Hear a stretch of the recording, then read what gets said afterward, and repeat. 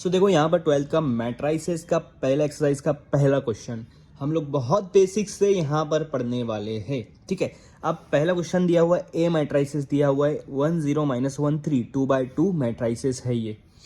अब वहाँ पर क्या बोला कि R1 R2 क्या करना है, कुछ भी नहीं करना है।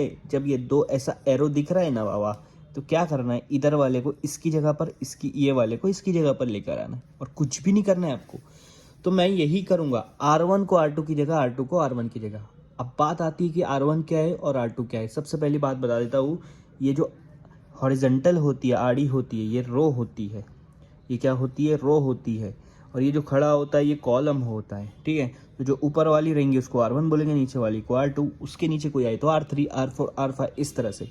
ये लेफ्ट साइड वाला कॉलम, कॉलम 1 2, कॉलम 1 C1, और उस राइट वाला कॉलम 2, और उसके आगे कोई आया तो कॉलम 3। ये 2/2 मैट्राइसेस है, इसलिए यहाँ पर R1 R2 रहेंगे और C1 C2 रहेंगे। तो कॉलम का हमारे को अभी इस क्वेश्चन में कोई लेना देना नहीं भाई। अभी जो लेना देना है वो रो का है। यहाँ बोला कि R1 और R2 इन दोनों को इंटरचेंज कर दो, कुछ नहीं करना है, ए ऐसा लिखना है, ऐसा मैट्राइसेस बनाना है। ये जो आपके ऊपर वाली R1 है क्या है, 1 और 0, 1 और 0 आड़ी लाइन, इसको नीचे वाली में लिख देना है, और जो नीचे वाली -1 3 उसको ऊपर वाली में लिख देना है। ये आपका आंसर आ गया, आपको मिल गया मार्क्स, आपको मिल गया मार्क्स। इसको बोलते हैं इंटरचेंज ऑफ रो ट्रांसफॉर्मेशन। आया समझ में? चलो बढ़ते हैं क्वेश्चन नंबर 2 की तरफ। बी दिया हुआ है, बी मैट्रिसेस, ठीक है, 2/3 मैट्रिसेस, 2 रो है और 3 कॉलम है। 2 रो है R1 R2 और 3 कॉलम है C1 C2 C3। हमारे को यहाँ पर जो भी एलिमेंट्री ट्रांसफॉर्मेशन दिया है वो सिर्फ R दिया है, मतलब रो का काम है, हमको कॉलम का काम नहीं है। तो यहाँ पर देखो क्या दिया है, अब मैं आपको बताता हूँ। R1 के बाद यहाँ पर एरो दिया है और R1 - R2, ये जो दिया है ना, वो बोल रहा है कि ये करो, ये करो। अब ये कहाँ करना है वो जगह बता रहा है यहाँ पर। ये आप जो भी कर रहे हो कहाँ पर होगा, R1 में होगा। ठीक है, अब बी मैट्रिसेस लिख लो ऐसा। पहले सबसे पहले देखो कहाँ करना है, R1 में, तो उसको हटा दो, R1 में हटा दो, उसको हटा दो। क्या बच रहा, R2। R2 वैसा का वैसा लिख दो, जहाँ नहीं करना है ना उसको वैसा का वैसा लिख दो। ठीक है, अब मैं नीचे करके बताऊंगा, वो यहाँ पर पुट करना है। आप रफ स्पेस पे भी कर सकते हो। क्या बोल रहा है, R1 - R2।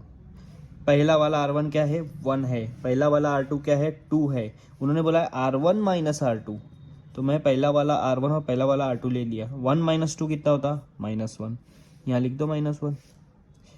ये वाला -1, R1 -1 है, माइनस ये फॉर्मूले का, उसके बाद R2 5 है, -1 -5। जब दोनों माइनस आता है तो दोनों नंबर को प्लस किया कर दिया जाता है और माइनस की साइन लगा दी जाती है। तो ये -6 यहाँ लिख दो।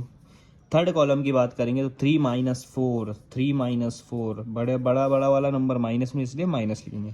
तो -1, ये जो आपका है ये उसका आंसर आ गया एलिमेंट्री ट्रांसफॉर्मेशन का। R1 to R1 - R2, मतलब हमने R1 - R2 करे, लेकिन कहाँ करे, पहली रो में करे, ये प्लेस पे करे। समझ में आया? थर्ड क्वेश्चन है, आपको दो मैट्रिसेस दिया है, A और B, दोनों 2/2 है, और A पर ये अप्लाई करना है, B पर ये एलिमेंट्री ट्रांसफॉर्मेशन अप्लाई करना है। A पर आपको सिर्फ C वाला काम है, तो मतलब कॉलम का काम है। ये C1 हो गया, ये C2 हो गया। ठीक है, दो कॉलम है। A पर उन्होंने क्या बोला है, C1 की जगह C2 ले लो, C2 की जगह C1 ले लो, कॉलम इंटरचेंज कर दो। बहुत सिंपल सी बात है। C1 क्या है आपका 5 1 है, उसको C2 की जगह लिख दो। C2 आपका 4 3 है, उसको C1 की जगह लिख दो। ये आपका A आ गया। ठीक है, इंटरचेंज करने बाद अब B ले लो। B में उन्होंने बोला R1 to R2, मतलब R1 और R2 का काम है, यहाँ पर कॉलम का काम नहीं है।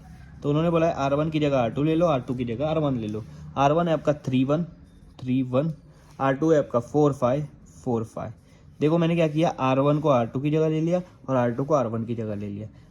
अब आखिरी में उन्होंने क्वेश्चन क्या पूछा है, व्हाट डू यू ऑब्जर्व। अब आखिरी में क्या क्वेश्चन पूछा है कि आपने क्या ऑब्जर्व किया।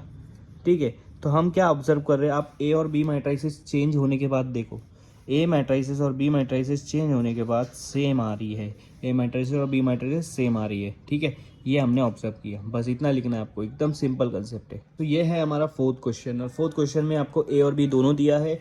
A पर क्या अप्लाई करना है, 2C2, और B पर अप्लाई करना है -3R1। मैं पहले A ले लेता हूँ। A पर आपको क्या बोला है, C2। C का मतलब होता है कॉलम, तो कॉलम पे ध्यान दो। ये C1 है, ये C2 है, ये C3 है। उन्होंने बोला है 2C2, C1 C3 का कुछ भी जिक्र नहीं किया है, तो C1 C3 वैसा का वैसा लिख दो। अब C2 के आगे क्या लिखा है 2, मतलब C2 को किससे मल्टीप्लाई करना है 2 से। C2 क्या है मेरा 2 और 1, 2 को 2 से मल्टीप्लाई करा तो क्या होगा 4, ये 1 को 2 से मल्टीप्लाई करा तो क्या होगा 2। ये हो गया मेरा एलिमेंट्री ट्रांसफॉर्मेशन, एकदम आसान क्वेश्चन, समझ में आया।